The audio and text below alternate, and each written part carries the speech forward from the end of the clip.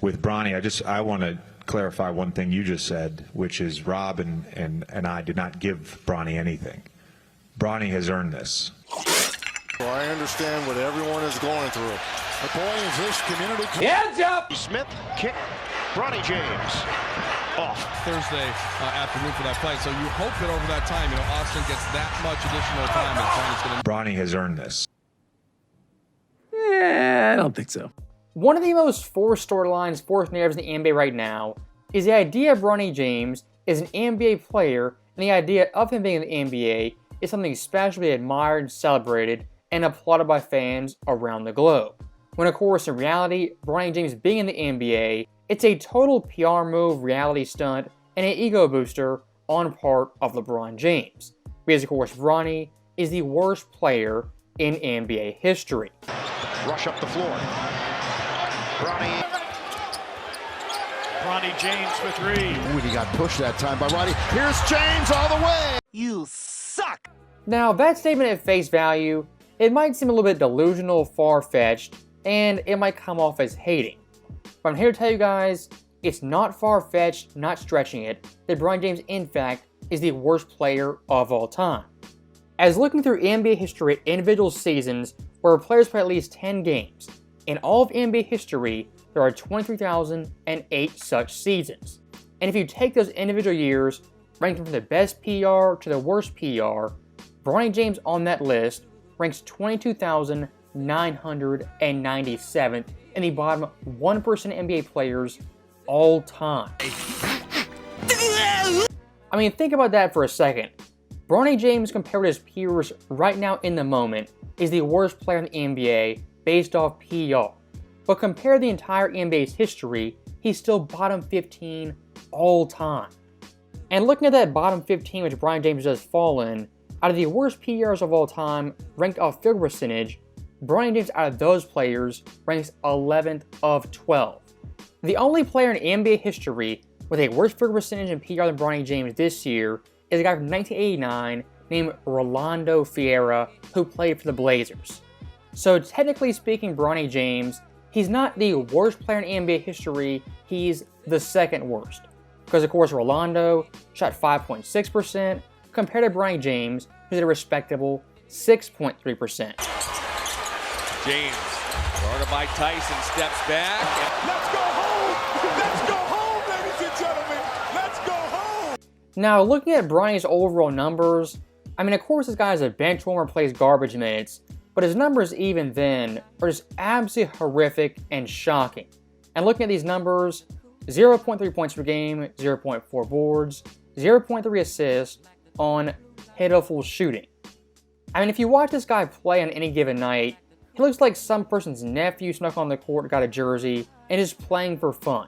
I mean, this guy definitively is not an NBA player and not deserving of a roster spot in 2025.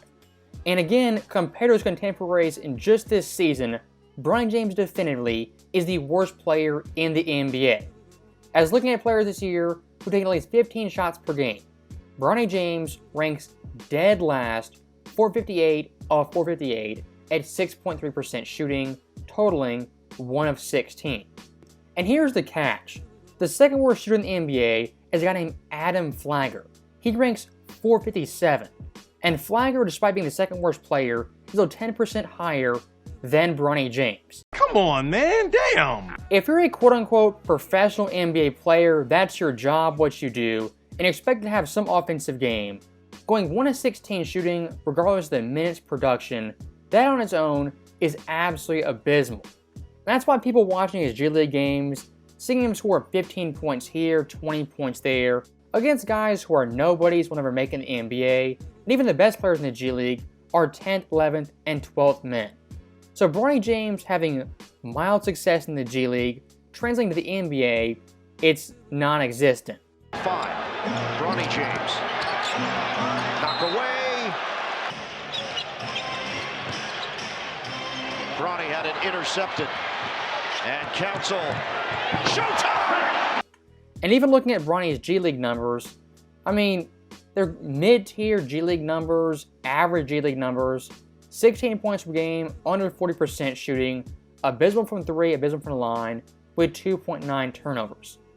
And look, that's not awful numbers, awful production, but you're playing in the G League. You're supposed to score, put up numbers, and show some type of potential for the NBA. What you have in Bronny James is a player who gets the shots, gets the minutes, the looks, gets the opportunity to perform at a really high level. And the results, it's a mixed bag. Some good games, some bad games, and then some really bad games. And look, not to hate too much, but again, the G League, you're supposed to score, put up numbers, and show potential. For example, someone like Isaiah Thomas off the street yesterday scored 40 points in his G League debut. Isaiah Thomas, he's 5'9", hasn't been a great NBA player in quite some time. But this guy off the street for a G League competition looks like Allen Iverson 2.0. Hired in the summer, first half, but now 10-9. Thomas is the other two-way player. Thomas rising up. And looking at the highest scoring games in the G League this year, here's the top 5. A guy named Cam Spencer dropped 51. In this year's draft, he was picked number 53. You had Reed Shepard score 49 points. In the NBA, he averaged 3.2 points per game. Terrence Shannon, a very good college player, dropped 47. In the NBA, he averaged 1.5 points per game. Bryce McGowan's 46 points. In the NBA, he gets 2.3 minutes per game. In 5th place, you have J.D. Davison, who dropped 46, but in the NBA in 3 years, it's a total of 25 games. My overall point is pretty simple. Players in the G League can put up numbers any day of the week, but in the NBA, a lot of these guys are 10th, 11th, even 12th men. So Bronny James not being half the players those guys are, and saying he has potential to be a great NBA player, I don't see it. And here's one last thing I'll say that I've said for a while.